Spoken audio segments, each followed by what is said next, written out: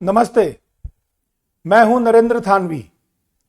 दोस्तों, हमने पिछली क्लास में भारतीय नागरिक सुरक्षा संहिता के परिभाषा खंड को पढ़ा था, जिसको इंटरप्रिटेशन क्लॉज कहते हैं, जिसको डेफिनेशन क्लॉज कहते हैं, और हमने लास्ट के वारंट मामले तक को पढ़ा था।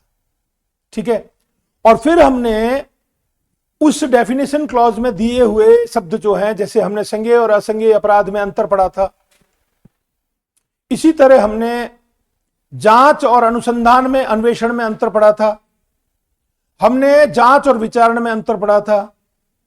तो इस प्रकार हमारे डेफिनेशन क्लॉज बहुत ही तसल्ली और शांति के साथ में पढ़ने और पढ़ाने का काम पूर्ण हो गया है, और मैं नहीं समझता कि किसी भी एस्पिरेंट को कोई तरह का किसी पद को समझने में कोई संदेह रहेगा। अब हम अगला पढ़ेंगे, निर्देशों का अर्थ लगाना। ये जो निर्देशों का अर्थ लगाने वाली जो बात है, वो काफी लंबे चौड़े प्रोविजन थे।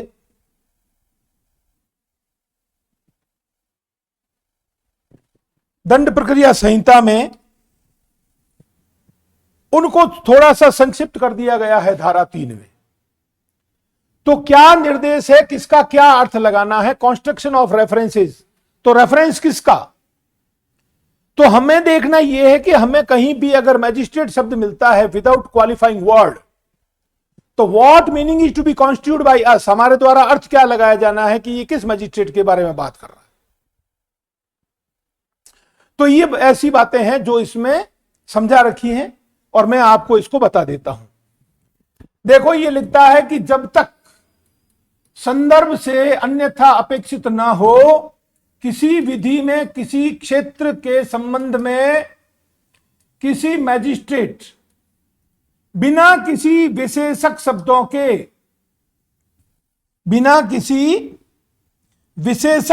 के अगर होगा, तो उसका अर्थ क्या होगा।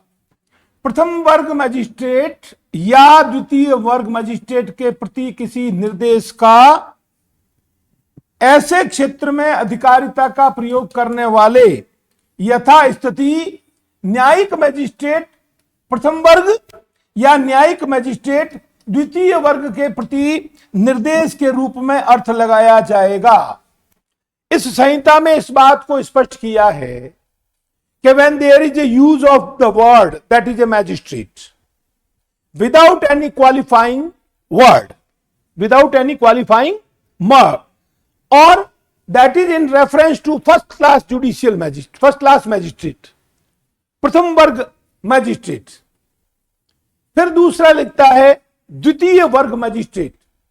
तो what meaning is to be constituted by us thereby, these officers are going to exercise their jurisdiction in a particular area in such a situation। हमें क्या समझना चाहिए कि बिना विशेषक शब्दों के इन्होंने लिख दिया फर्स्ट क्लास मैजिस्ट्रेट और सेकंड क्लास मैजिस्ट्रेट। तो ऐसी परिस्थिति में लॉ ये कहता है, धारा 3 ये कहती है कि ये निर्देश होगा प्रथम श्रेणी न्यायिक मैजिस्ट्रेट की तरफ, ये निर्देश होगा द्वितीय श्रेणी न्यायिक मजिस्ट्रेट की तरफ। ओके, इसमें कोई उलझन वाली बात नहीं है। हमें बहुत ही सरल तरीके से समझना है कि without any qualifying word there is a use of the name of the magistrate, one is known as first class, second one is known as second class in such a situation. What meaning is to be constitute there by, we are to understand that this is the reference in regard to first class judicial magistrate and second class judicial magistrate. ये करना है दोस्तों। क्या लिखता है कि unless the context otherwise requires any reference in any law to a magistrate without any qualifying words, magistrate of the first class and magistrate of the second class. तो जहां कहीं भी जब कभी भी रेफरेंस होगा प्रथम श्रेणी मैजिस्ट्रेट के बारे में और द्वितीय श्रेणी मैजिस्ट्रेट के बारे में, तो first class magistrate is there, second class magistrate is there in such a situation. हमें समझना है कि ये रेफरेंस है प्रथम श्रेणी न्यायिक मैजिस्ट्रेट की तरफ, this is first class judicial magistrate, और दूसरा second class judicial magistrate. Okay, अब हमें पढ़ना है आगे। तो अगला जो है, जहां इस संहिता से भिन्न किसी विधि के अधीन किसी मैजिस्ट्रेट द्वारा किए जा सकने वाले कृत्य ऐसे मामलों से संबंधित है। अब कौन कौन से मामले हैं जिनसे कृत्य संबंधित है और किन के द्वारा परफॉर्म किए जा रहे हैं? This is to be taken into consideration and the same has to be kept in mind by us within the meaning of section 3 of the BNSS that what construction is to be constitute. तो अर्थ क्या लगाना है? तो पहला देखो का क्या कहता है, जिनमें साक्ष्य का मूल्यांकन या छानबीन या कोई ऐसा विनिश्चय करना अंतर्वलित है जिससे किसी व्यक्ति को किसी दंड या शास्ति की या अन्वेषण, जांच या विचारण लंबित रहने तक अभिरक्षा में निरोध की संभावना हो सकती है, या जिसका प्रभाव उसे किसी न्यायालय के समक्ष विचारण के लिए भेजना होगा, वहां कृत्य इस संहिता के उपबंधों के अधीन रहते हुए न्यायिक मैजिस्ट्रेट द्वारा किए जाएंगे। हमने पहले पढ़ लिया, पहले हमने पढ़ा कि if there is a reference as to first class magistrate and second class magistrate, then we are to understand that this is the reference in regard to first class judicial magistrate and second class judicial magistrate। अब ये कहता है कि किसी भी क्षेत्र में magistrate के द्वारा कोई ऐसे कार्य किए जाते हैं जो इन बातों के संबंध में है।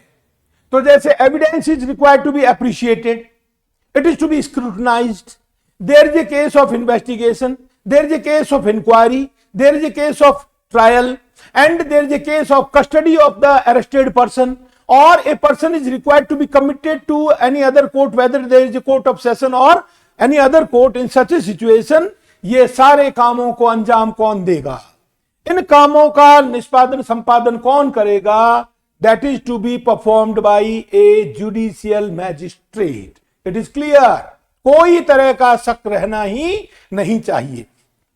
तो वापस में देखो रिपीट करते हुए आपको बता देता हूं, with in the meaning of section 3 of the Bharatiya Nagarik सुरक्षा संहिता, वो कहता है कि निर्देश अगर उस मैजिस्ट्रेट के शब्द के लिए लगाना है जो किसी विशेषक शब्द के बिना इस्तेमाल हुए हैं, तो this is a reference in regard to first class judicial magistrate और second class judicial magistrate as the case may B.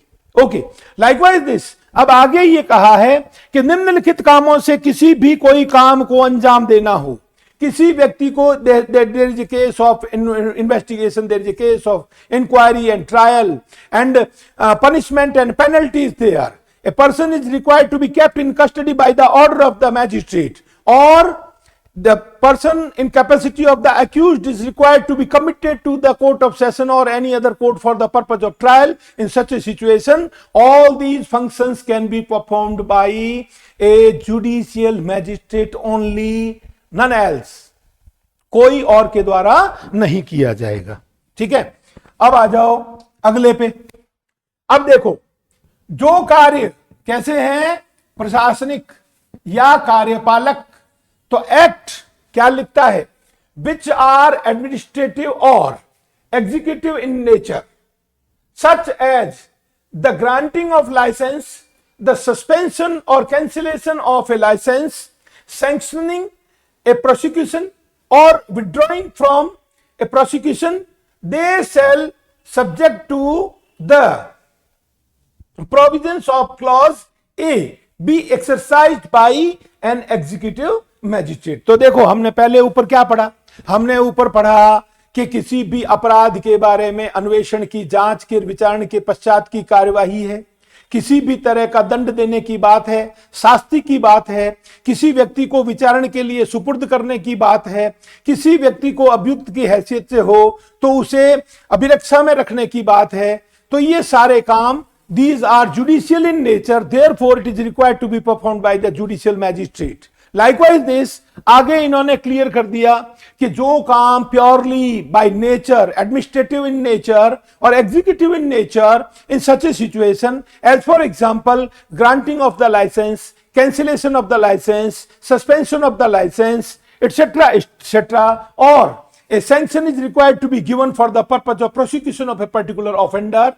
Likewise, this one more thing, there is a requirement of the withdrawal of the prosecution. Withdrawal of the prosecution. तो अभियोजन को वापस लेना है या किसी व्यक्ति के आपराधिक विचारण के लिए जो है ना मंजूरी देने का काम है, या फिर कोई अनुज्ञप्ति जिसे लाइसेंस कहते हैं उसके अनुदान का काम है, उसको ग्रांट करना है। अनुदत्त किए हुए अनुज्ञप्ति को, आज्ञप्ति और अनुज्ञप्ति ध्यान रखना हिंदी मीडियम वाले बच्चों, एक शब्द है अनुज्ञप्ति, एक शब्द है आज्ञप्ति। एक डिक्री को डिनोट करता है, एक लाइसेंस की बात करता है। तो यहां पर यह बता दिया कि act which is purely by nature administrative और executive in such a situation the following acts grant of the license, cancellation of the license और suspension of the license, sanction for prosecution, withdrawal of the prosecution, these things are required to be performed by a magistrate, that is none else but executive magistrate. तो किसी कार्यपालक magistrate द्वारा किए जाएंगे। ये बहुत ही अच्छे से समझ लो। और अब देख लो, आप कंपेयर करके देख लेना, ठीक है। दंड प्रक्रिया संहिता की धारा 3 में पढ़ के देखना, इतने लंबे चौड़े रेफरेंस की बातें थी, इनको कितना जो है ना एकदम यथार्थ और क्या कर दिया, संक्षिप्त कर दिया। अब इसको पढ़कर समझने में कतई मुश्किल नहीं है। बाकी मैं खुद आपको मेरे अनुभव से बताऊं, मैं धारा 3 के बारे में बच्चों को समझा समझा के परेशान हो जाता था। बच्चे समझ ही नहीं पाते थे कि what about sir is talking. Now it is very much clear. Okay, अब बात आती है धारा 4 के बारे में। धारा 4 जो है ना, उसको हमको बहुत अच्छे से समझना क्यों जरूरी है। मैं जैसे आपको बताऊं कि कानूनों को मुख्य रूप से 3 भागों में बांटा गया है। वो है general law, that is the general law of crimes, special law of crimes, third one is local law of crimes. और हमें जो है ना वो सबकी परिभाषा मिलती है। तो हम जो है ना, देखो, अगर हम जो आईपीसी सीआरपीसी एविडेंस पढ़ते थे उसकी जगह पर हम आज की तारीख में अगर बीएनएसएस, बीएनएस और बीएसए पढ़ते हैं, ये सारे जो है ना, पहला तो बीएनएस जो है वो जनरल लॉ ऑफ क्राइम्स है, that is A substantive law. और सब्सटेंटिव लॉ के प्रवर्तन के लिए, उसके एनफोर्समेंट के लिए, उसके इंप्लीमेंटेशन के लिए a law which provides a machinery that is known as procedural law in the name of BNSS. और फिर आता है थर्ड नंबर बीएसए का, भारतीय साक्ष्य अधिनियम का। तो अब हमने, जैसे मैंने आपको बताया, कितनी बार बता दिया, आज भी चूंकि प्रसंगवश बात निकलेगी तो हमें बात उसके बारे में करनी ही पड़ेगी। We can not go beyond that. Why? Because it is very much important to keep in mind in regard to these 3 things like, पहला अन्वेषण, दूसरा जांच, तीसरा विचारण। ठीक, अब उन्हीं तीनों को बार बार बारंबार रिपीट करते हुए धारा 4 में उपबंध किए हुए हैं। Provisions have been provided. Okay, जैसे मैंने आपको पिछली क्लासेज में भी बताया था कि आप जो है ना, भारतीय नागरिक सुरक्षा संहिता के पीछे जो अटैच्ड 2 शेड्यूल्स हैं, उस शेड्यूल नंबर 1 को जाकर पढ़ोगे ना, तो आपको, हमको किसी भी एक a person who can be said to be a prudent man, एक समझदार व्यक्ति जो होता है, एक प्रज्ञावान व्यक्ति होता है, जिसे कानून की समझ होती है, अगर वो प्रथम अनुसूची का अध्ययन करता है ना दोस्तों, तो उसको स्वयं को समझ में आ जाता है कि BNSS literally it is enacted, it has been enacted by the legislature for enforcement of BNS, क्योंकि उसमें बीएनएस के ही अपराध हैं, उन अपराधों का ही सार है, उन अपराधों के ही दंड की बातें बताई है, और वो अपराधों को ही बताया है कि वेदर इट इज कॉग्निजेबल और नॉन कॉग्निजेबल। और 5वें क्लॉज स्तंभ में यह बताया है कि वेदर ऑफेंस इज बेलेबल और नॉन बेलेबल। और 6ठे कॉलम में यह बताया है प्रथम अनुसूची के कि ये जो इसमें अनुसूची में जो वर्णित भारतीय दंड संहिता अर्थात भारतीय न्याय संहिता के जो अपराध हैं उनका विचारण करने के लिए कौन कौन से कोर्टों को शक्ति दे रखी है। तो ये कुल मिलाकर बात ये हो गई कि BNSS that is in force for enforcement of BNS. Okay, तो अब देखो, अब इसके धारा 4 के क्लॉज नंबर 1 में क्या लिखा है। धारा 4 के क्लॉज नंबर 1 में लिखा है दोस्तों कि भारतीय न्याय संहिता के सभी अपराधों का अन्वेषण, जांच, और विचारण इस संहिता में दिए गए प्रावधानों के अनुसार होगा। तो अगर कोई भी ऑफेंस विच रिलेट्स टू भारतीय न्याय संहिता, इन such a situation these three things are required to be conducted in reference to a criminal proceeding. So investigation is to be conducted by the police officer or by any other person who is so authorized by the magistrate in this behalf. In such a situation, necessarily this investigation is to be conducted by the police officer in accordance with the provisions provided in the Bharatiya Nagrik Suraksha Sanhita. Likewise this. Again, inquiry is to be conducted in accordance with the provisions provided in the Bharatiya Nagrik Suraksha Sanhita, and again trial is to be conducted in accordance with that. Clear? तो देख लो, अब मैं पढ़ के सुना देता हूं। भारतीय न्याय संहिता 2023 के अधीन सभी अपराधों का अन्वेषण, दूसरा जांच और विचारण और उनके संबंध में अन्य कार्यवाही इसमें इसके पश्चात अंतर्विष्ट उपबंधों के अनुसार की जाएगी। की जा सकेगी नहीं लिखा है, it may be, no it shall be, तो की जाएगी। तो अन्य कार्यवाहियां सब आ गई। तो पहला अनुसंधान, दैट इज ऑब्लिक अन्वेषण, दूसरा जांच, तीसरा विचारण, सारे की सारी तीनों चीजों को करना है। कैसे करना है? भारतीय नागरिक सुरक्षा संहिता, इसी संहिता का रेफरेंस दिया है, इसी संहिता में दिए गए उपबंधों के अनुसार करना है दोस्तों। और उसके बाद में अन्य कार्यवाहियां भी होंगी। These proceedings are to be conducted in accordance with the provisions provided in this code. ये तो हो गई पहली बात। तो पहला खंड खुद इस बात को स्पष्ट करता है कि भारतीय नागरिक सुरक्षा संहिता आज की तारीख में दंड प्रक्रिया संहिता के स्थान पर जो प्रवर्तन में है, this is for the purpose of enforcement of the BNS। Okay, अब दूसरा आ गया। तो दूसरा आ गया तो हमने पहले तो ऊपर पढ़ लिया, तो बिल्कुल एक्सप्रेसली बता लिया कि कौन से अपराध, ऑल ऑफेंसेज अंडर BNS। उसके बाद में clause number 2 makes it clear and states, क्या कहता है? क्लॉज नंबर 2 कहता है कि all the offences under any special और local law shall be, number 1, investigated, inquired into and tried in accordance with the provisions provided under this Sanhita, that is reference as to Bharatiya Nagrik Suraksha Sanhita। फिर ये कहता है आगे, it has been made clear कि यदि कोई बात अन्वेषण, अनुसंधान इत्यादि के संबंध में या जांच के संबंध में या विचारण के संबंध में उसके तरीके और उसके स्थान के बारे में कोई विशेष रूप से तथ्यमय प्रवृत्ति किसी विशेष विधि के तहत दे रखी है, तो that will be prevalent not in accordance with the. तो इसमें भी देखो दोस्तों, इसमें भी सबसेक्शन 2 में पहले तो जनरल बात कह दी है कि विशेष विधियों और स्थानीय जो दंडिक विधियां हैं उनके तहत किए गए अपराधों के संबंध में अगर अन्वेषण, जांच और विचारण करने की जरूरत पड़ेगी तो हम इसी संहिता के दिए गए प्रावधानों के मुताबिक करेंगे। परंतु आगे क्या क्लियर किया है कि if anything has been specially mentioned in a particular law which is timing in force, as for example, अगर कोई जैसे SC/ST एक्ट है या NDPS का लॉ है या फिर कोई पॉक्सो का कोई अधिनियम है, उसमें कोई भी प्रोसीजर के संबंध में या कोई स्थान के संबंध में या तौर तरीके के बारे में कोई स्पेशल बात मेंशन की हुई है, तो आप हमेशा ध्यान रखना कि special law is always having overriding effect over general law of crimes. Okay, तो साधारण दंड विधि के ऊपर हमेशा वो अभिभावी रहता है, दैट विल प्रिवेल। ओके, अब मैं आपको पढ़ के बता देता हूं, ठीक है?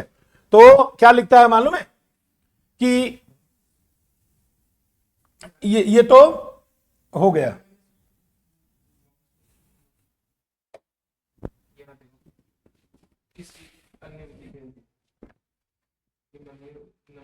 यस, अब यहां पर किसी अन्य विधि के अधीन सभी अपराधों का पहला अन्वेषण, दूसरा जांच, तीसरा विचारण और उनके संबंध में अन्य कार्यवाही इन्हीं उपबंधों के अनुसार, किंतु, तो पहले तो इन्हीं उपबंधों के अर्थात this is reference as to Bharatiya Nagarik सुरक्षा संहिता, ठीक है? फिर क्या लिखता है? ऐसे अपराधों के अन्वेषण, जांच, विचारण या अन्य कार्यवाही की। तो पहला क्या आया? रीति। दूसरा कौन सा आया? स्थान। रीति माने मैनर, स्थान माने प्लेस। का विनियमन करने वाली तत्समय प्रवृत्ति किसी अधिनियमित के अधीन रहते हुए की जाएगी। तो पहले तो a general thing has been provided in the law, in what ways कह दिया कि इसको ऐसे करना है। ठीक है, तो देखो अब मैं वापस आपको इसका सार बता देता हूं कि धारा 4 का एक ही प्रयोजन है।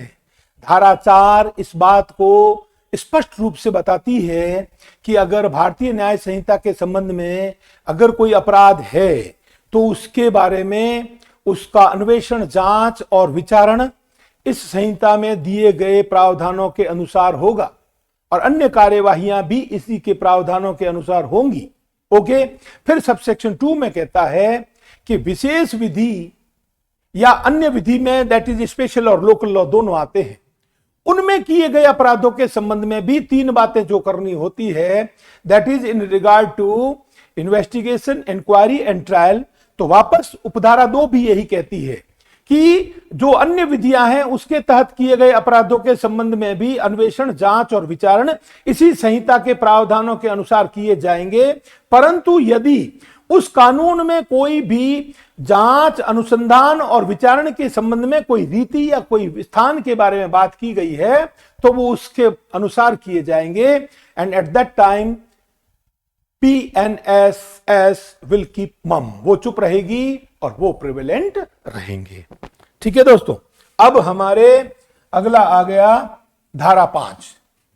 ठीक है, धारा 5 में क्या है मालूम है? धारा 5 है, इसको हम कहते हैं व्यावृत्ति। क्या कहते हैं? व्यावृत्ति कहते हैं इसको। This is A saving clause. Okay, saving clause क्या होता है दोस्तों? कानून में इंटरप्रिटेशन ऑफ स्टैट्यूट पढ़ोगे तो आपको खुद को समझ में आ जाएगा कि लॉ में 2 बातें बहुत इंपॉर्टेंट होती है। वो 2 बातों में पहली एक होती है सेविंग क्लॉज होता है, दूसरा रिपील क्लॉज होता है। रिपील का मतलब निरसन होता है, अर्थात उसको समाप्त कर देना होता है। सेविंग क्लॉज, व्यावृत्तियां जो होती हैं उसमें जो एग्जिस्टिंग लॉज होते हैं उसमें जो प्रोविजंस दे रखे हैं उनको सेव कर लिया जाता है। तो ये धारा 5 इस बात को स्पष्ट करती है और इस बात को स्पष्ट करते हुए ये कहती है कि यदि जो भारतीय नागरिक सुरक्षा संहिता प्रवर्तन में आई है उससे पहले कोई भी कानून के जो प्रावधान जो अस्तित्व में थे, विशेष विधियों में थे या स्थानीय विधियों में थे, प्रक्रिया के संबंध में थे या अन्य किसी भी बात के संबंध में थे, तो by enforcement and introduction of this new law, it is not going to cause any adverse effect to those existing provisions which are there contained in those laws which is timing in force। जो उस समय तत्समय प्रवर्तन में है। तो ये कहता है, तो देखो इसको पढ़ो, इससे प्रतिकूल किसी विनिर्दिष्ट उपबंध के अभाव में इस संहिता की कोई बात तत्समय प्रवर्त किसी विशेष या स्थानीय विधि पर या तत्समय प्रवृत्त किसी अन्य विधि द्वारा प्रदत्त किसी विशेष अधिकारिकता, that is special jurisdiction, that is a power, और विहित प्रक्रिया, that is a prescribed procedure, किसी विशेष प्रारूप पर प्रभाव नहीं डालेगी। तो अनलेस और until there is a contrary specified a provision in this BNSS, in such a situation, ये कहता है कि कोई भी बात जो तत्समय प्रवर्त किसी भी विशेष या स्थानीय विधि के तहत है उसको ये विपरीत तरीके से प्रभावित नहीं करेगी, because by introduction of new law that is BNSS, उसकी धारा 5 के मुताबिक उनको सेव कर लिया गया है, उनको बचा लिया गया है। तो जो प्रोविजंस को नष्ट होने से बचा लिया जाता है उसी को हम एक कानून में सेविंग क्लॉज के तहत पढ़ते हैं। ठीक है दोस्तों, तो ये तो हो गया हमारा chapter number 1 complete. Okay, now we are going to start chapter number 2। What is the name of chapter number 2? Constitution of criminal courts and offices. ठीक है, तो हमें ये चैप्टर नंबर 2 जो पढ़ना है उसमें हमें दोस्तों, मैं आपको सेक्शन वाइज सारी बातें बताऊंगा, हम तफसील से इसको पढ़ेंगे। हमें समझना क्या है? हमें समझना यह है कि अगर कोई भी दंड न्यायालय है तो उसके गठन के बारे में, तो हमें इस अध्याय में यह पढ़ने को मिलेगा कि how many criminal courts are there, और अगर how these courts have been constituted, तो दांडिक न्यायालय कौन कौन से हैं। दूसरे नंबर पर हमें पढ़ना है कि अगर वो दंड न्यायालय है, these criminal courts are there in such a situation, सवाल यह आता है कि वे कौन कौन से अपराधों का विचारण करने के लिए सक्षम है, कौन सा कोर्ट अपराधों का विचारण करेगा, यह बात। फिर तीसरी बात हमें पढ़नी है कि अगर दंड न्यायालय कानूनन सशक्त हैं, these courts, that is a criminal courts are empowered by the law to try the offences in such a situation. हमें यह भी पढ़ना है कि what is the sentencing power of these criminal courts. ये तीनों बातें हमें पढ़नी है। मैं आज अभी इस चैप्टर को सेक्शन वाइज पढ़ाना शुरू करूं उससे पहले आपको एक और बात बताता हूं। 1973 की जो सीआरपीसी आई थी, उसके द्वारा जो 1898 वाली सीआरपीसी को रिपील किया गया था, तो there was a provision of separation of the judiciary from executive. और ये प्रोविजंस कहां दे रखे हैं, ये it has been given in the part 4th of the constitution of India, that is DPSP, directive principles of state policy में judiciary का executive से सेपरेशन की बातें हैं। और हमने धारा 3 में अभी पढ़े थे।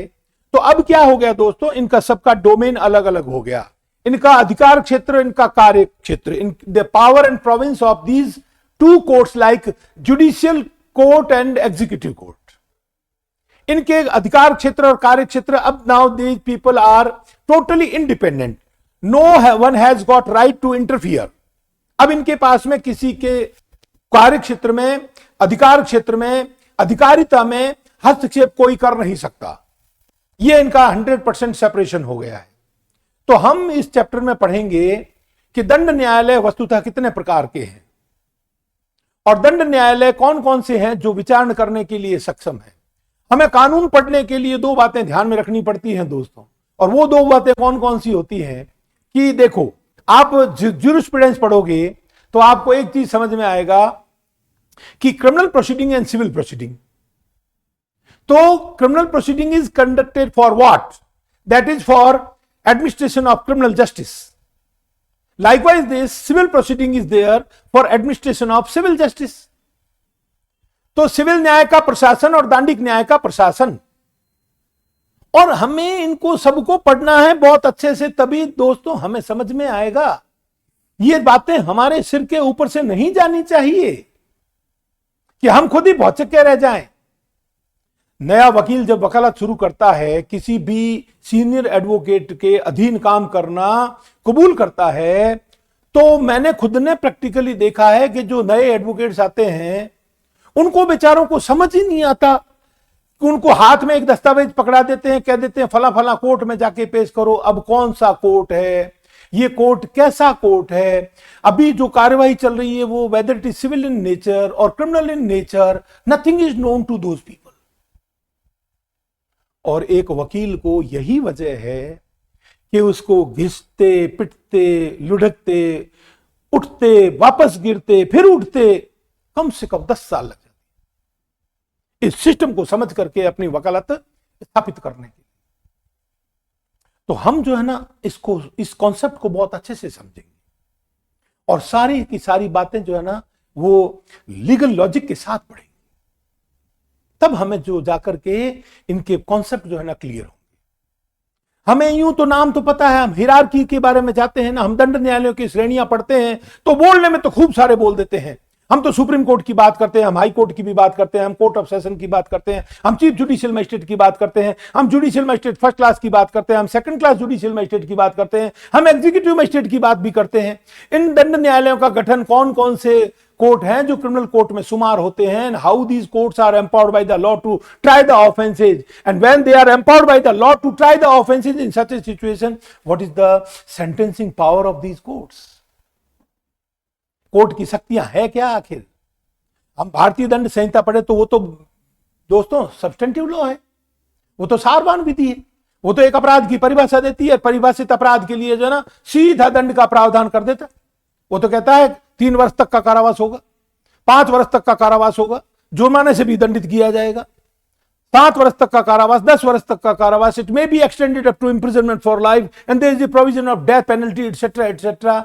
अरे भाई वो तो सब ठीक है कि हम पढ़ेंगे ना तो हमें सारे सब्सटेंटिव लॉ में हर अपराध के नीचे दोनों में से किसी भांति का कारावास, कठोर या सादा, जुर्माना या में और भी, ये सारी बातें सब्सटेंटिव लॉ में समझ में आती है।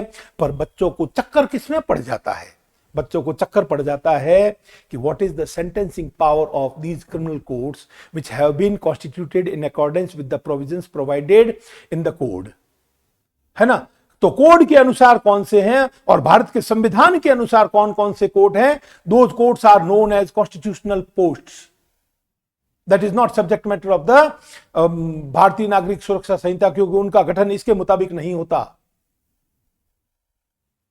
ठीक है, तो अब हम दोस्तों सेक्शन वाइज पढ़ना शुरू करते हैं। सावधान हो जाइए, बिल्कुल चतुर चौकन्ने, ताकि इस चैप्टर में दी हुई किसी भी बात को, जहां पर ये लास्ट में जाके खत्म होती है, till completion of this chapter we should not have any sort of doubt in our mind. Why? Because all relevant legal things are required to be assimilated by you people and the same is required to be inculcated in your mind. फिर आइंदा तो कोई तरह का doubt होना ही नहीं चाहिए। समझ रहे हो ना मेरी बात को? मेरी बात को जितना ज्यादा समझोगे उतना सुख पाओगे। ये लिख लेना, गोल गांठ बांध लेना, इतना क्लैरिटी से, इतना सरल तरीके से और बार बार रिपीट करते हुए कोई नहीं पढ़ाएगा, कोई नहीं पढ़ाएगा।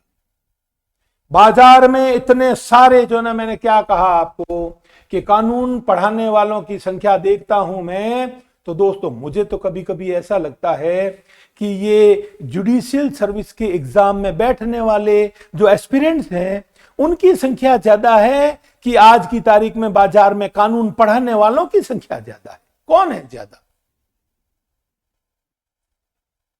तो इसलिए हमें पढ़ना है, काम करना हर व्यक्ति का अधिकार है, कॉन्स्टिट्यूशनल राइट है, फंडामेंटल राइट है। हमें तो सारी बातें हमारे दृष्टिकोण से पढ़नी है। हम 18 साल से ऊपर हैं, तो हम 18 साल से ऊपर होकर हमारे हितों के सर्वोत्तम निर्णायक तो हम हैं।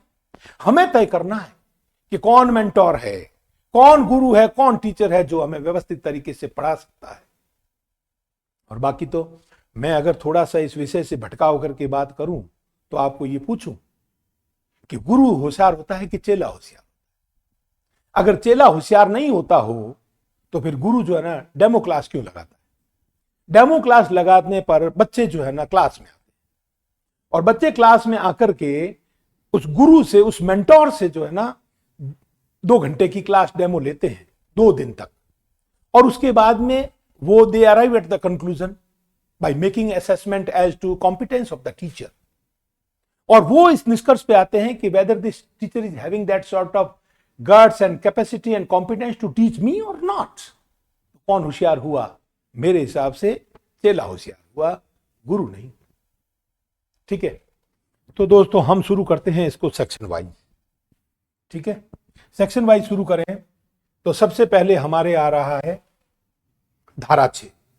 धारा 6 मेरे ख्याल से, अगर जो देखो ह्यूमन बाइंग विस्मरण हो सकता है, मैं अगर सीआरपीसी के प्रोविजंस में जाऊं तो मेरे हिसाब से मेरे को जहां तक याद है दंडिक न्यायालयों के गठन के बारे में उसमें भी धारा 6 ही थी, जो आज ऐसी की ऐसी इंटैक्ट है। तो section 6 is talking about the constitution of the criminal codes. Okay, अब देखो मैं आपको एक बात बताता हूं, इस धारा 6 में दी गई बातों को आप अच्छे से समझ जाओगे ना तो आपको कोई भी बात परेशान नहीं करेगी। और आपके लिए जो परेशानी का सबब होता है ना, मैं समझता हूं कहां पे आप परेशान हो रहे हैं।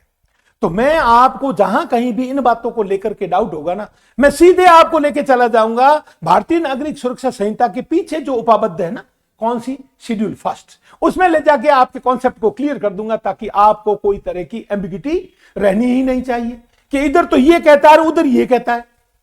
अब देखो मैं, अच्छा एक बात और बता दूं, इस बात से भी आप भ्रमित नहीं होना, मैं इंग्लिश ज्यादा हिंदी ज्यादा करता ही नहीं हूं। मैं तो प्रोपोर्शनेटली बराबर बोल के, और मुझे बहुत अच्छी तरह पता होता है कि मैं किस लैंग्वेज में कितनी बात करता हूं। To make my students understand, उनको समझाने के लिए।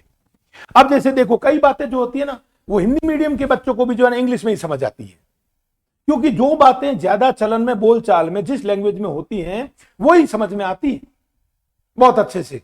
जैसे आप कानून में किसी भी प्रोविजन के बारे में पढ़ोगे ना, है ना, तो उसमें लिखा रहता है हिंदी में लिखा रहता है तो एतस्मिन पश्चात।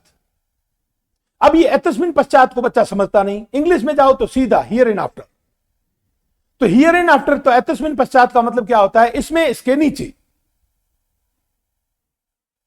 तो हियर एंड आफ्टर है वैसा का वैसा हियर इन बिफोर होता है, इसमें इसके पहले और इसमें इसके पश्चात। हम जिस प्रोविजन को पढ़ रहे होते हैं ना, उसके पश्चात बात करता है तो that is here in after और हियर इन अबोव, इसमें इसके ऊपर, इसमें इसके पश्चात। तो जो शब्द चलन में होते हैं वही हमें समझाते हैं। और देखो ये कानून और ये भाषा, ये किसी के सगे है ही नहीं दोस्तों, इसमें तो जो टूट पड़ेगा। मैं तो कहता हूं शब्द इस्तेमाल करना मेरे लिए बहुत मुनासिब रहता है कि आपको अगर इस जुडिशियल सर्विस के एग्जाम को क्रैक करना हो ना, तो पागलपन की हद तक जाकर पागल होना पड़ता है, जुट जाना पड़ता है। मैं और मेरी पढ़ाई, मेरा कमरा और मेरी पढ़ाई, तो ये लक्ष्य मिलते हैं। और नहीं तो परीक्षा में बैठने के नाम पर परीक्षा में बैठ रहे हो तो ना तो आपका कोई पब्लिक सर्विस कमीशन इंतजार कर रहा है और ना ही आपका कोई स्टेट का हाई कोर्ट इंतजार कर रहा है। मेरे हिसाब से if that sort of mentality is there on the part of a particular aspirant, तो at very inception, at very outset of the proceeding, he और she is out of competition. सीधी गणित है, गॉसिप में वक्त खराब करना नहीं है, जो पढ़ना है वो पढ़ना है। मैंने जो पढ़ लिया, आज जो पढ़ा वो मेरा है, और मैंने ऐसा पढ़ लिया है कि मुझे दोबारा पढ़ने की जरूरत नहीं, उसको कहते हैं परीक्षा की तैयारी। बाकी सब मेरे हिसाब से बकवास है। तो अब आप देखो ये क्या लिखता है, पहला, उच्च न्यायालयों और इस संहिता से भिन्न किसी विधि के अधीन गठित न्यायालयों के अतिरिक्त प्रत्येक राज्य में निम्नलिखित वर्गों के दंड न्यायालय होंगे। ओके, तो इन्होंने क्या किया, इन्होंने धारा 6 में पहले ही दो कोर्टों के नाम डाल दिए। पहला किसका डाला, the high court of the state. दूसरा किसका डाला, a particular court which is constituted not under this code but under any other law which is timing in force. तो आपको जो है ना गणित में गिनती करनी हो तो ये दोस्तों आपको यहां मिलेंगे, ये 1 और ये 2 और ये 3 और ये 4। ओके, परंतु हमें पढ़ने हैं, शुरू करना है यहां से for your legal common sense. दूसरा, इस संहिता से भिन्न किसी विधि के अधीन गठित, ये नंबर 2। तो कितना हो गए हो क्रिमिनल कोड, कितने हो गए, देखो पहला ये 1, ये 2, अब यहां से गिनो तो ये 3 होता है, ये 4 होता है, और ये 5 होता है, और ये 6 होता है। ठीक है, तो आप देखो कि आप पॉक्सो में जाओगे तो पॉक्सो में कोर्ट है ना, SC/ST एक्ट में जाओगे तो उसमें भी कोर्ट है ना। तो those courts are not in accordance with the provisions provided in the code. Code में तो ये है 1 2 3 4, और आप दूसरे तो देखो, पहले तो this provision under section 6 of the BNSS is talking about the high court. It means it has to be kept in mind that high court is a criminal court. But on the contrary to that, आपको ये समझना होगा कि supreme court जो है ना criminal court नहीं है। सुप्रीम कोर्ट क्रिमिनल कोर्ट होता तो सुप्रीम कोर्ट का भी यहां पर नाम होता दोस्तों, इसलिए name of supreme court is not there. तो what is to be kept in mind by us, और उसमें भी हाई कोर्ट को ऊपर रखा। तो हाई कोर्ट को ऊपर रखने की वजह क्या थी, यहीं पे नंबर 1 पे हाई कोर्ट को क्यों नहीं डाला, what was the reason behind this, कि why the name of the high court has been mentioned from above the clause number 1, that is 1 2 3 4 roman में जो लिखे हैं, इनके ऊपर हाई कोर्ट का क्यों नहीं नाम डाला।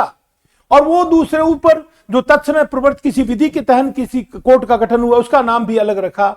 इसका कारण क्या है कि ये कोर्ट जो है ना, ये हाई कोर्ट और वो कोर्ट, ये संहिता के प्रावधानों के अनुसार नहीं है।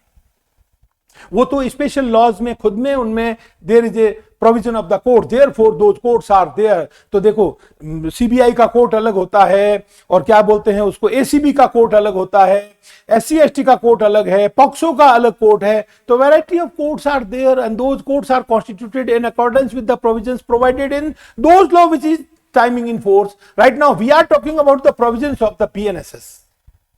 हम जिन प्रावधानों की दोस्तों बात कर रहे हैं ना, वो भारतीय नागरिक सुरक्षा संहिता के प्रावधान है। तो उसमें हमसे सबसे पहला कोर्ट कौन सा मिलेगा? We will find the name of this court, that is called session न्यायालय।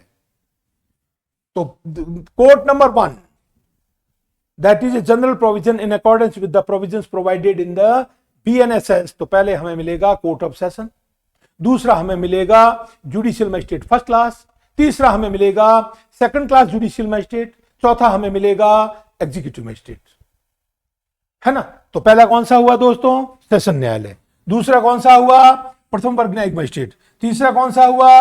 द्वितीय वर्ग न्यायिक मजिस्ट्रेट। चौथा कौन सा हुआ?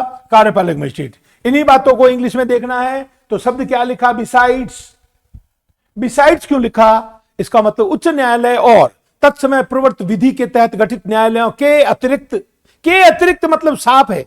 इन addition to that, besides that, there are 4 courts. तो पहले law says like this: High Court is again a criminal court, and the court which is constituted in accordance with the provision provided in a particular law other than BNSS, that is again a criminal court. Likewise this, now we are coming to the provisions provided in the section 6 according to BNSS. तो पहला कौन सा हुआ? Court of session हुआ दोस्तों। दूसरा कौन सा हुआ? जुडिशियल मजिस्ट्रेट फर्स्ट क्लास हुआ। तीसरा कौन सा हुआ? जुडिशियल मजिस्ट्रेट सेकंड क्लास हुआ। चौथा कौन सा हुआ? Executive magistrate. अब आपको एक बात और बता दूं कि अगर हम इनका वर्गीकरण करने जाएंगे तो देखो 1973 की सीआरपीसी में जो बातें की थी वो बातें जस की तस कहां पड़ी है? बीएनएसएस में पड़ी है। और बीएनएसएस के ये चारों ही खंड देखने पर आपको ये समझ में आ जाना चाहिए कि there are 2 types of courts of magistrate. तो पहला जुडिशियल मजिस्ट्रेट, दूसरा एग्जीक्यूटिव मजिस्ट्रेट। पहला कौन सा? Judicial magistrate. दूसरा कौन सा? Executive magistrate. तो पहला न्यायिक मजिस्ट्रेट, दूसरा कार्यपालक मजिस्ट्रेट। अब न्यायिक मजिस्ट्रेट के खुद के 2 भागों में बांट लो। तो पहला कौन सा हुआ? First class judicial magistrate. दूसरा कौन सा हुआ? Second class judicial magistrate. तो ये हमें सारी चीजें ऐसे गणित से समझोगे तो आपको ये दंड न्यायालयों का गठन समझ में आ जाएगा। गठन के साथ में आपको कौन कौन से अपराधों का विचारण कौन कौन से न्यायालय करने के लिए सशक्त हैं भारतीय नागरिक सुरक्षा संहिता के प्रावधानों के अनुसार। और तीसरा ये कहता है कि what is the power of the criminal court as to sentence. तो दंडादेश पारित करने के बारे में क्या क्या प्रोविजंस प्रोवाइडेड हैं वो सारे हम पढ़ेंगे। मैंने आपको पहले ही बता दिया है, तो इसलिए ये सारी बातें अब आप जैसे देखो, अब मैं आपको इस फंडे को क्लियर करता हूं इसको। तो अब आपको परीक्षा में, मुख्य परीक्षा में तो जनरली सवाल नहीं आता, ठीक है, पर आपको at the time of facing your interview proceedings you might have such type of question. The same is likely to be asked by the interview board. Interview board यदि आपको पूछता है कि क्या हाई कोर्ट क्रिमिनल कोर्ट है, तो you are to say yes. तो क्या हाई कोर्ट अपराधों का विचारण करता है? You are to say yes. तो what sort of jurisdiction is there on the part of the high court? तो हमें क्या बताना है दोस्तों? हमें बताना है high court is exercising extraordinary original preliminary jurisdiction. ठीक है, तो हाईकोर्ट हमेशा असाधारण आरंभिक क्षेत्राधिकार का प्रयोग करता है। क्यों? क्योंकि हाईकोर्ट के पास में साधारण क्षेत्राधिकार प्रदत्त ही नहीं किया गया है। अगर हाईकोर्ट को अगर ordinary criminal jurisdiction for the purpose of trial of the offences दिया होता तो हाईकोर्ट का भी नाम कहां होता दोस्तों? हाईकोर्ट का नाम होता अपने इसमें भारतीय नागरिक सुरक्षा संहिता के साथ में उपाबद्ध जो प्रथम अनुसूची है उसका कॉलम नंबर 6 है ना, कॉलम नंबर 6 में आपको 3 नाम मिलते हैं। Offences are triable by court of session, offences are triable by first class judicial magistrate and any other magistrate लिखा हुआ है, तो ऐसी परिस्थिति में name of high court is missing one.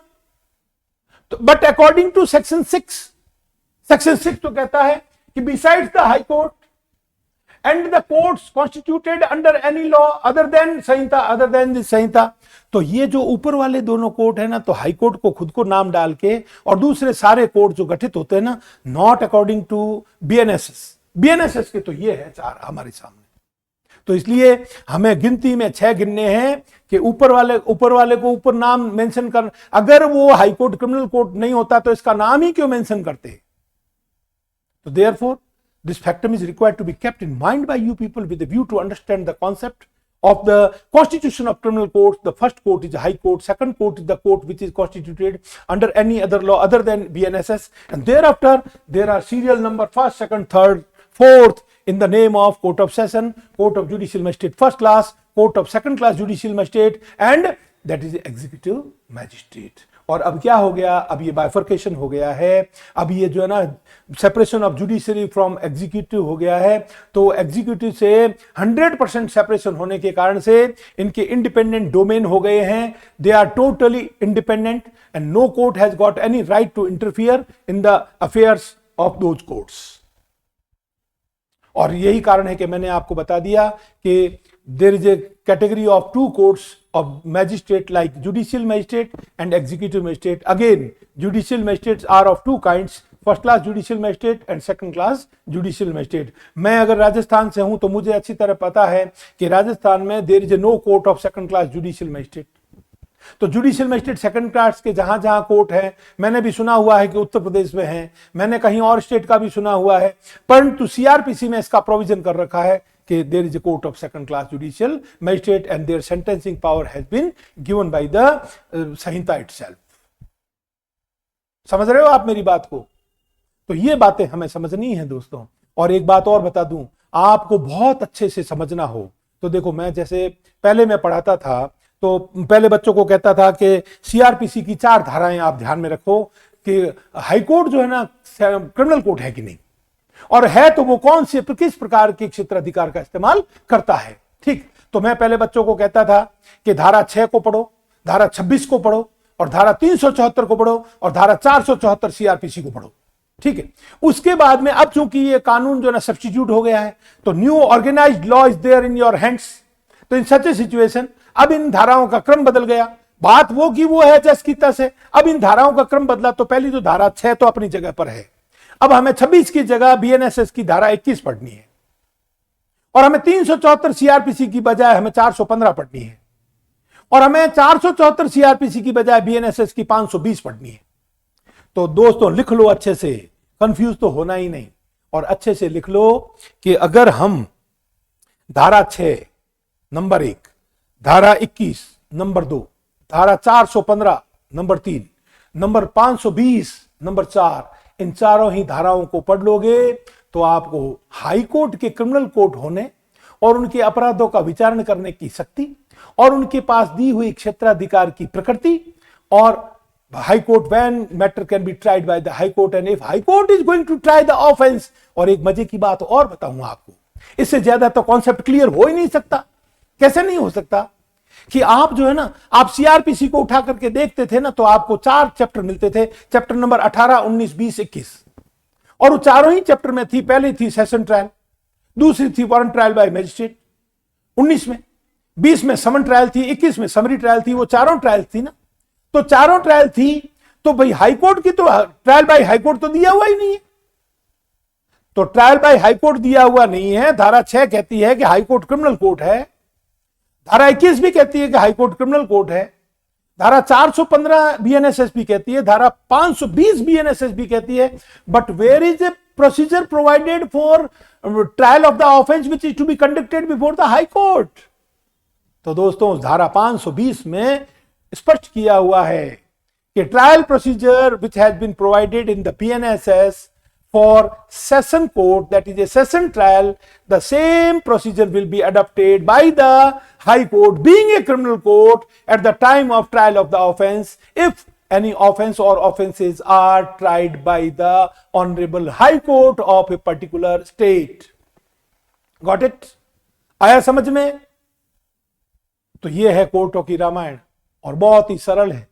अब इसमें कई चीजों को आगे हम बढ़ते जाएंगे ना, तो विधानमंडल ने कई बातें तो आपकी सुविधा के लिए कर दी, कई में काट छाट कर दी है।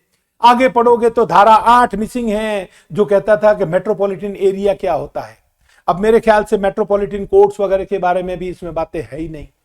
तो पहले मेट्रोपॉलिटन मजिस्ट्रेट की बात थी, फिर कौन सा था, एडिशनल चीफ मेट्रोपॉलिटन मजिस्ट्रेट का कोर्ट था, फिर किसका था, तो चीफ मेट्रोपॉलिटन मजिस्ट्रेट का कोर्ट होता था, जैसे कि चीफ जुडिशियल मजिस्ट्रेट का होता है। वो सारी बातें हम आगे पढ़ेंगे। तो दोस्तों, हमें for the purpose of constitution of the criminal courts हमें पढ़ना क्या होता है, पहले कॉन्स्टिट्यूशन ऑफ क्रिमिनल कोर्ट पढ़ना होता है, फिर उनकी competence as to trial of the offences पढ़ना होता है, उसके बाद हमें उसकी सेंटेंसिंग पावर देखनी होती है कि वो किस किस प्रकार के दंडादेश के आदेश दे सकते हैं when a particular offender is found guilty of commission of any of the offences. In such a situation it has to be kept in mind. इन बातों को ध्यान में रखना ही रखना पड़ेगा, तो हमें समझ में आएगा। और ये सारी बातें अगर इतनी क्लैरिटी से आती है, तो मैं आपको एक बात बता दूं कि आप खुद सोचो कि आपकी ये जो परीक्षा 3 चरणों में होती है ना, this examination is taken by the high court और by the public service commission. तो there are 3 rounds. First one is your preliminary examination, second one is your main examination, and third one is your interview. और एक सबसे बड़ी बात बताऊं, I belong to Rajasthan, और मैं अगर आरजेएस की बात करूं और सिविल जज कैडर के एग्जाम की बात करूं, तो आप एक बात को समझ लो कि इससे सरल तो कोई सिलेबस नहीं हो सकता दोस्तों, इससे कोई सरल सिलेबस नहीं हो सकता। मैं एक मर्तबा पढ़ाने के लिए उत्तर प्रदेश गया था, प्रयागराज, पीसीएसजे के लिए पढ़ाने के लिए। इतना लेंदी, इतना विस्तृत, इतना लंबा चौड़ा सिलेबस है कि आप जैसे लोगों को तो देखते ही चक्कर आने शुरू हो जाए। और यहां पे लिमिटेड लॉ के सब्जेक्ट्स और एक्ट्स हैं, तो तीनों ही राउंड में एक ही चीज चलती है। जे पूरे सिलेबस के आधार पर आपका आरजेएस का प्री एग्जाम होता है, पूरे सिलेबस के आधार पर आपके आरजेएस का मेन एग्जाम होता है, और इसी लॉ के सिलेबस के अकॉर्डिंगली आपका इंटरव्यू होता है। ये बात अलग है कि आपका इंटरव्यू जो है ना, it being your personality test, तो variety of fields are there in regard to which it is open to the interview board to ask you relevant questions and you are abide by the system to answer the same. आपको उसका जवाब देना ही देना होता है। इसलिए वो general legal knowledge की या लीगल कॉमन सेंस की बातें वो पढ़ ले, बाकी वो वाली जीके की बातें नहीं होती जो इस दूसरे जो आरपीएससी के द्वारा और क्या बोलते हैं उसको, यूपीएससी के द्वारा जो इम्तिहान लिए जाते हैं ना, उसमें जो इंटरव्यूज होते हैं उससे इसका क्राइटेरिया बिल्कुल डिफरेंट होता है। तो दोस्तों, मैं समझता हूं कि आपको बहुत ही अच्छे से ये बात समझ में आ गई है। इसके बाद अब हमारा अगला एस्पेक्ट है धारा 7। अब धारा 7 में हमको देखो 3 बातें ध्यान में रखनी है। एक शब्द है स्टेट, एक है सेशन डिवीजन, एक है डिस्ट्रिक्ट, और एक है सेशन कोर्ट। ये 4 बातें समझनी है। तो ये क्या लिखता है कि प्रत्येक राज्य एक सेशन खंड है, every state is A session division.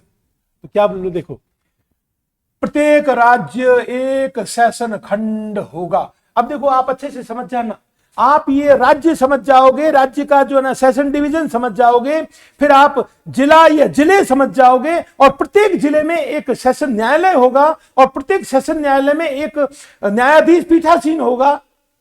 ये बात अगर धारा 7 और 8 के परिप्रेक्ष्य में समझ ली ना, तो उसके बाद में you will not have any sort of problem in your mind as to constitution of the sessions court and additional session court, court of session judge and court of additional session judge.